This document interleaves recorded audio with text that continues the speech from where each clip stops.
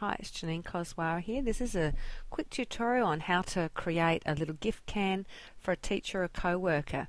You have to clean obviously your can first and remove the label, and then after you've done that I like to use the hot glue gun, and you add lots of hot glue and cut your paper to the size so it's just inside the lip of the tin, so it doesn't have to be raised up, it just sits perfectly inside.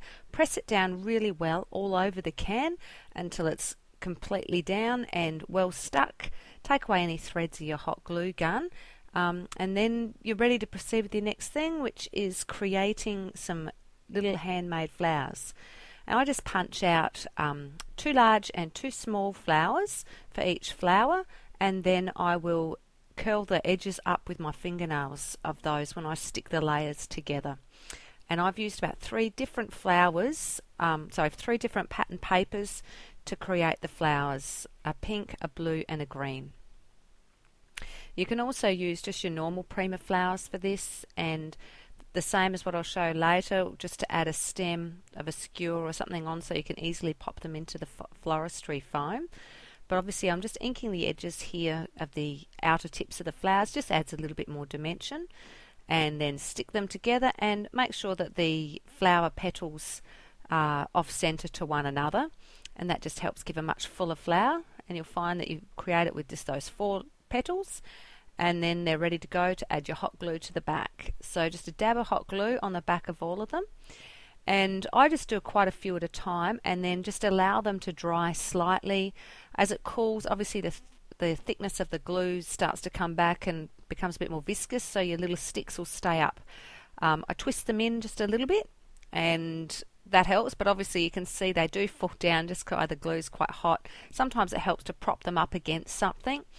And then in the tin I just added a bit of Play-Doh or plasticine or modelling clay or something like that, just to add a little bit of weight to the base of the tin so it doesn't fall down, and then floristry foam into the centre. Now with your flowers, once they're complete, I just added some of these gorgeous little satin crystals into the centres of the flowers just to finish them off a little bit, and they look really pretty.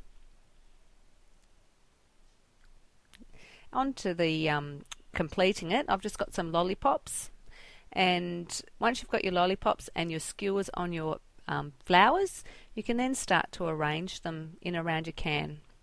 And as you can see, if you had just normal flowers, you could do the same with Prima flowers, pretty roses and stuff like that, and add them in after you've put stem on it. And it's exactly the same process of just adding hot glue to the back of an actual flower to be able to put a skewer as a stick in. And then I've added some of Prima limited edition flowers into this one as well, and they've got wire stems which make it super easy to do.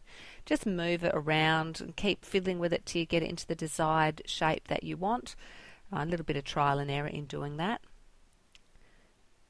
And then I've just taken some lace and put it on the bottom of the can with a bit of double-sided tape, and just fix it all the way around, and it'll sit there quite easily.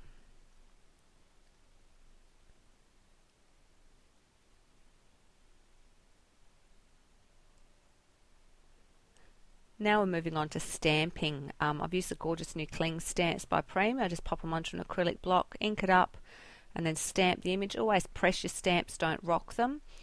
And then you've got your image, and I've just then used a little Merry Christmas saying, because I want to give it to a gift as a teacher for a Christmas gift. So my kids have something to give them this year. And a little bit of ink around the edges again. I love inking just to finish them off with a bit more dimension. And a bit of double-sided tape on the back, and stick it down on your can desired spot. And just to finish it off, I've just used some lightweight seam binding tape at the top, and I just hold it in place with a little bit of double-sided tape just to prevent it falling down the can. And it just means it'll stay up that little bit better.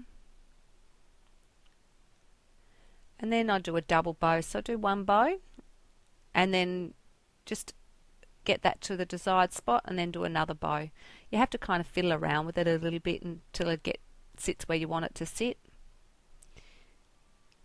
And then once you've finished fiddling, your little can is complete. You can also add some candy gems into the bouquet at the top, or other colours and all sorts of different things, but it's super simple and really quite economical to make.